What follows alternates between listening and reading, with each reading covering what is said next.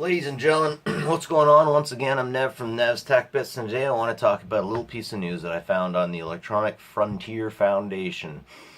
So there's an 19-year-old Canadian out there somewhere who hasn't been charged yet, so we can't get his name. I believe he is from out east.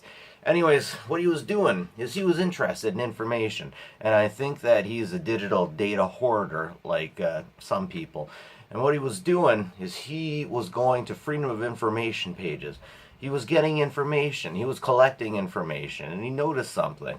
He noticed something a lot of us tech guys notice when we have way too much time on the internet. That if he changed one little number in the address, the address you go up to, google.com, bam, he noticed that if he changed one number in that, he could get a different document up. So what he did, again, like many of us tech guys have done before in the past, is he changed a number. He saved what he had. He changed another number. He saved what he had. He didn't need passwords. He didn't attack anything. He was just curious. So he saved, over time, 7,000 pages. Or maybe it was 700,000. And the government figured out what this was, or what was going on. And they kicked in his door. They kicked in his family's door. They brought everyone together in the kitchen and told them they were all under arrest. His entire family was put under arrest. And if you're a good type of person who's never been under arrest, you don't realize how much of an issue that is. If you've been put under arrest, it doesn't matter if you've actually done anything. Life changes for you a little bit. When you go across the border, they don't ask you if you've been convicted. They ask you, have you been arrested before?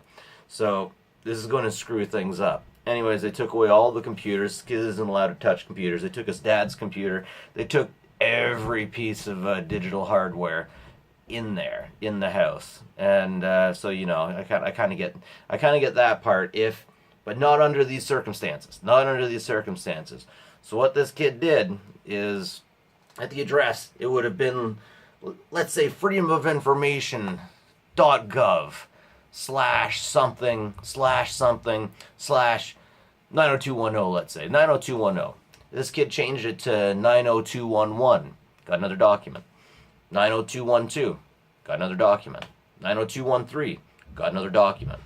It just turns out that a few of these documents were, I'm not sure classified's the right name, but a few of these documents were the kind of things that they did not want to get out. It wasn't public. It shouldn't have been there.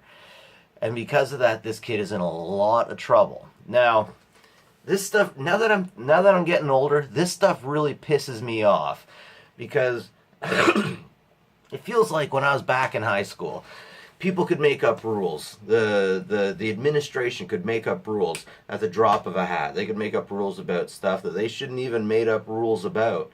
And I saw that in every school. I see a lot of ignorance. I see a lot of ignorance when it comes to tech-related stuff. I see a lot of people saying, I don't care, when it comes to certain rights that we should have, that us as techs, us as human beings should have. That shouldn't ever be questioned. And because of that, we lose certain rights really quickly. This is another one of those situations where old people who, in this situation, make a fair deal of money, say, you know what, we're the law. We're just going to say what goes in this new world. And we got a new world coming in, this new digital world, digital playground. It's coming into the scene. And you can't just strong-arm people because you think it should be one way. If that stuff is important, then put it behind a wall. This isn't hard stuff, people. This kind of stuff will happen. There are bots out there. How come bots haven't found this stuff? This is so simple. This is so simple. If this kid can find this stuff, then bots can find this stuff. So anyways, now this whole kid's family was placed under arrest, so there's a record of them being put under arrest. Again, that can have far-reaching implications, because the government was too frickin' stupid to put sensitive documents behind a wall, behind a login, to encrypt it, to do anything. Why? Because they didn't care. I see so much of this stuff going on when it comes to older people in tech. thinking that, you know what, let's put the passwords right in front of you and give it a title that people won't notice. It's like a kid putting a folder on their desktop that says homework and definitely not porn.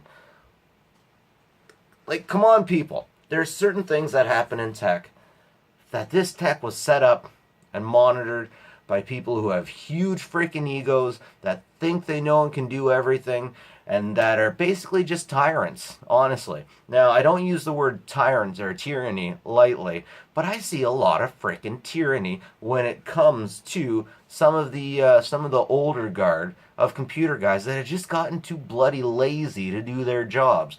And that's basically what it is. This basically is tyranny.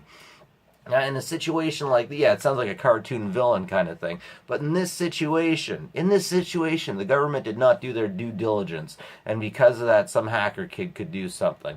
Now, he wasn't even a hacker. At the most, maybe you could say he was a data hoarder.